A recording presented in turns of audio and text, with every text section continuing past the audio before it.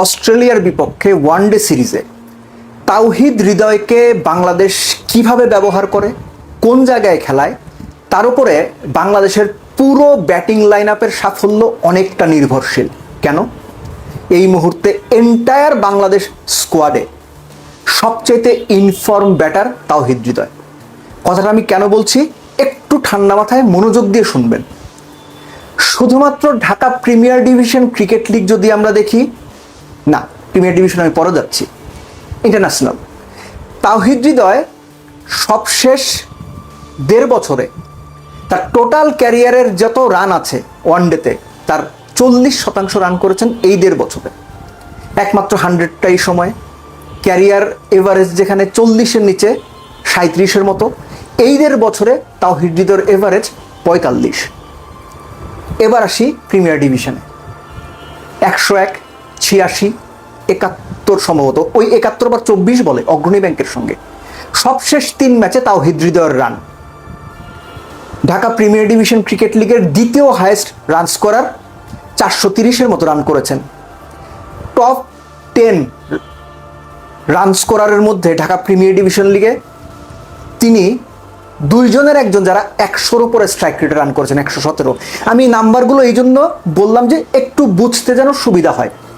খেয়াল করে দেখেন, সবশেষ যে 3টা ইনিংস তাওহিদ হৃদয় ব্যাট করেছেন, 3টাই ব্যাট করেছেন তিনি 3 নম্বরে।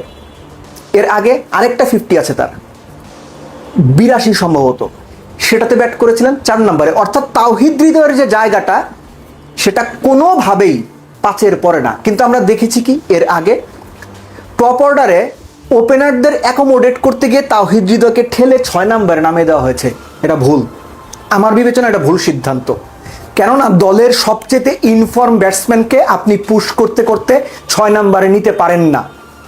দলের সবচেয়ে ইনফর্ম ব্যাটসম্যানটা সর্বোচ্চ বল খেলার সুযোগটা যেন পায় সেটা এনশিওর করতে হবে। একই সঙ্গে বাংলাদেশের ব্যাটিং লাইন আপের একটা গুরুত্বপূর্ণ অংশ বাম হাতি ডান হাতিতে স্প্লিট করা যায় না, সিরিয়াল ধরে আসে। কেন বলছি, ভেঙে বলছি।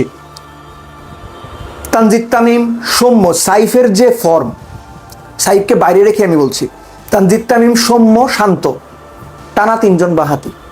এরপর লিটন, তাওহিদ হৃদয়, মোসাদ্দেক সৈকত, মেহেদী হাসান মিরাজ, এমনকি রিশাদ, টানা 5 জন ডানহাতি। অর্থাৎ এই যে ডানহাতি বামহাতি ম্যাচ আপের যে ব্যাপারটা, সেটা অনেক সময়ই বাংলাদেশ টিম ঠিকঠাক মতো ব্যাটিং ওয়াইজ করে উঠতে পারে না এই কম্বিনেশনটার কারণে।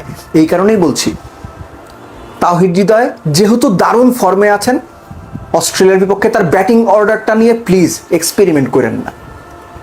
যদি সুযোগ হয় right hand left hand combination হিসেব করে তাওহিদ হৃদয়কে বরং 3 বা 4-এ খেলানো যায় কিনা সেটাও আপনারা ভাবতে পারেন। খেলাতে হবে নট নেসেসারি, কিন্তু ভাবতে পারেন। কেননা এর আগে আমরা যে প্রিমিয়ার লিগটা দেখলাম বা এখনো যেটা চলছে, সেখানে তাওহিদ হৃদয় শুধুমাত্র বাউন্ডারি মারছেন, ব্যাপারটা কিন্তু এরকম না। যেমন 101 রানের ইনিংসটার কথাই যদি বলি, লিজেন্ডস অফ রূপগঞ্জের সঙ্গে 106 বলে 101 রান করেছেন। এই 40 ডিগ্রি সেলসিয়াস গরমের মধ্যেও তাওহিদ হৃদয় প্রায় 53-54 রান নিয়েছেন দৌড়ে, সিঙ্গেলস ডাবলস। আবার এই তাওহিদ হৃদয় 24 বলে 71 করেন, 12টা 4, 4টা 6 অগ্রণী ব্যাংকের বিপক্ষে। সো তার ওই অ্যাবিলিটিটা আছে কখন দৌড়ে রান নিতে হবে, এই প্রচন্ড গরমের মধ্যে কিভাবে স্ট্রাইক রোটেট করতে হবে, কখন বাউন্ডারি হিট করতে হবে। মোস্ট ইম্পর্টেন্টলি মিডল ওভার্স নিয়ে বিশ্ব ক্রিকেটে বড় দলগুলো যে ধরনের কাজ করে কিংবা যে ধরনের দ্রুত গতিতে রান তোলে ওয়ানডেতে, বাংলাদেশ কিন্তু সেই গতিতে রান তুলতে পারে না। এবং সেই স্ট্যাট কিংবা সেই লেভেলটা রিচ করতে হলে তাওহিদ হৃদয়কে এই সুযোগটা দিতে হবে। হ্যাঁ, তাওহিদ হৃদয় খারাপ করতে পারেন, অস্ট্রেলিয়ার বিপক্ষে 3 ম্যাচে পরপর 3টা শূন্য তিনি করতে পারেন, কিন্তু এই মুহূর্তে তিনি সবচেয়ে ইনফর্ম ব্যাটসম্যান। সো ওটা মাথায় রেখে আমার মনে হয় তাওহিদ হৃদয়ের ব্যাটিং অর্ডারটা সেট করা উচিত।